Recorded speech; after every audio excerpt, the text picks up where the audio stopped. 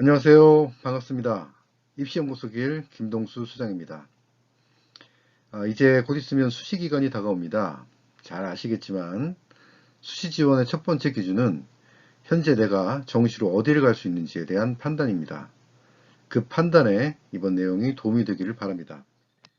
2022학년도 연세대 입시 결과를 알려드리겠습니다. 먼저 연세대에 영향을 준 22학년도 정시 환경에 대해 간단하게 말씀드릴 겁니다. 다음으로 연세대 자연계 전체의 정시 결과를 알려드리고 마지막으로 합격 사례를 통해 구체적인 합격 점수를 공개하겠습니다. 첫 번째 특징은 정시 모집 인원의 확대입니다. 최상위 대학과 약대 학부 선발로 인해 최상위권 대학의 모집 인원이 대폭 증가하였습니다. 22학년도에 가장 큰 영향을 주었던 요소입니다. 정시 인원 비교표를 보시면 한의대를 제외한 모든 대학들의 정시 선발 인원이 대폭 증가했습니다. 약대 704명, 서울대 129명, 연세대 148명, 그리고 고려대는 322명이 증가한 것을 볼 수 있습니다. 의대부터 고려대까지 1360명의 모집 인원이 큰 폭으로 증가하였고 이는 정시 입결에 매우 큰 영향을 주었습니다. 그리고 추가된 표를 보시면 제2외국어를 응시한 이과 상위권 학생들 중에 360명을 선발하는 서울대 인문계 모집 단위로 교차 지원이 가능해지면서 연고대에 큰 영향을 주었습니다. 이와 같이 입과 모집 인원의 증가와 교차 지원의 영향으로 21학년도에 비해서 좀 더 수월하게 합격이 가능했습니다. 두 번째는 수능 개편에 따른 점수의 변수입니다. 국어와 수학은 선택 과목이 있고 선택 과목의 유불리는 있지만 22학년도부터는 더 이상 문과와 이과를 구분해서 성적을 산출하지 않았고 수학의 경우 확통, 미적, 기하 선택만 있을 뿐 모든 학생들의 성적을 통합해서 산출하게 되었습니다. 따라서 상대적으로 수학 성적이 우수한 자연계 학생들의 성적이 상위권에 포진되면서 입시에 큰 영향을 주었습니다. 이는 자연스럽게도 교차 지원에 영향을 주었을 뿐만 아니라 예상보다도 더 많은 교차 지원이 발생됐던 것이 사실입니다. 상위권 일부가 문과로 이동하면서 이과 전체에 좀 더 수월한 결과를 만들게 되었습니다. 이제까지 22학년도 연세대에 영향을 준 변화 내용을 간단하게 알아봤습니다. 다음으로 연세대 22학년도 정시 결과에 대해 알아보겠습니다. 연세대 입시 결과 중에 상위 5개 학과를 살펴보면 컴퓨터과학, 전기전자, 인공지능, 화생공, 기계공 순서로 높았습니다. 21학년도와 비교해보면 전기전자와 기계공학과가 2년 연속 탑5에 올랐습니다. 선호도가 높다고 해서 항상 입시 결과가 높은 것은 아닙니다.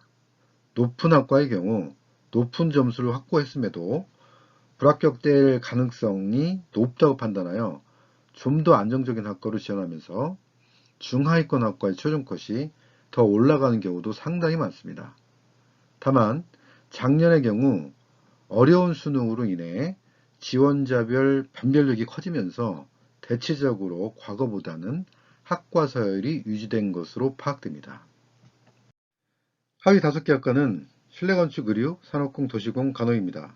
앞에서 언급했듯이 상위권 학과인 산업공학과는 고득점자들 중에서 안정지원하면서 지원을 꺼리는 상황이 발생하였고 최초 끝선부터 점수가 낮아지게 되었고 최종 추가 합격 점수가 매우 낮게 형성되었습니다.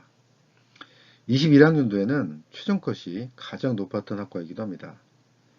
21학년도는 22학년도와 반대로 컴퓨터 과학의 경우 선호도가 가장 높은 학과인데도 불구하고 22학년도 산업공과 마찬가지로 소위 펑크가 났었습니다.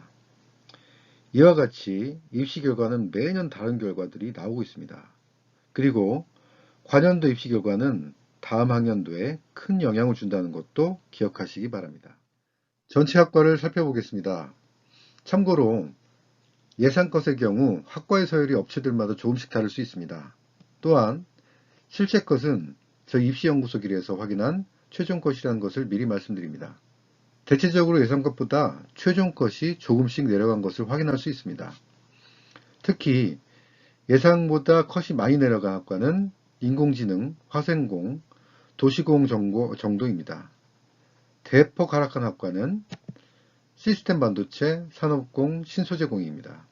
시스템 반도체는 2년 연속 큰 폭의 하락을 보였으며 산업공과 신소재공의 경우는 21학년도와 22학년도에 전혀 다른 결과를 보였습니다. 이와 같은 결과가 나오는 이유는 수시 2월, 모의 지원의 잘못된 예측, 취업의 영향 등 여러 가지 많은 이유가 있습니다. 정시도 많은 변수들로 인해 기회가 생긴다는 것을 기억하시기 바랍니다. 추후에 제 입시연구소 길에서 좀 더 자세하게 분석하겠습니다. 마지막으로 22학년도 기준으로 연세대는 몇 개 틀리면 지원 가능한지 사례를 통해서 알아보겠습니다. 22학년도와 올해 23학년도는 큰 변화가 없으니 참고로 보기에 좋은 기준이 될 것입니다. 먼저 연세대 화생공 합격생의 점수입니다. 국어 4개, 수학 4개, 과학 3개를 틀려 총 11개를 틀린 학생입니다. 영어를 제외하고 모두 1등급이지만 수학 점수가 조금 아쉬운 상황입니다. 또한 영어가 2등급이라서 불리함이 있었습니다.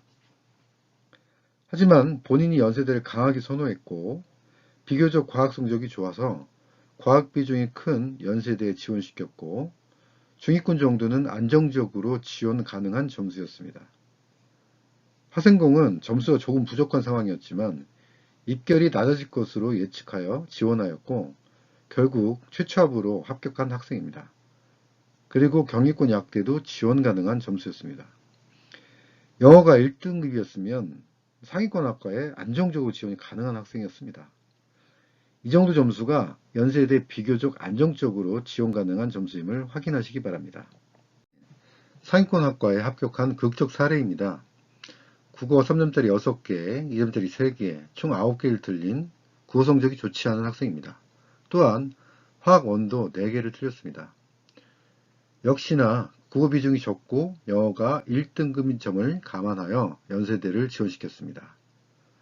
우선 위점수로는 하위권을 노려볼 만한 점수였는데 중하위권 사환시와 상위권 산업공을 고민하였고 결과적으로 산업공을 지원해서 합격한 사례입니다. 22학년도에 산업공은 원서 지원 상황에서 성적이 내려갈 것으로 예상하였고 오히려 사환시는 예상보다도 올라갈 것으로 예상되었습니다. 위 표와 같이 결과적으로 사환시를 지원했으면 불합격하였고 산업공을 지원해서 성공한 사례입니다. 재미있는 사실은 위 학생보다 더 낮은 점수도 산업공학과에 합격한 학생들이 있다는 것입니다. 낮은 학과를 지원할 때는 주의할 필요가 있습니다. 지원을 고민하는 학생들 중 최종 결정 시에 안정지원을 하면서 선호도가 낮은 학과로 몰릴 수 있습니다. 반대로 위 학생의 경우에는 역으로 공략하여 합격을 시킨 사례입니다. 정시는 이와 같은 상황이 많이 연출됩니다. 미리 알고 대비하면 좋은 결과가 있을 수 있으니 기억하시길 바랍니다. 네, 이것으로 22학년도 연세대 정시결과 분석 자연계편을 마치겠습니다. 연세대 인문계와 고려대 입시결과 분석으로 다시 찾아뵙도록 하겠습니다.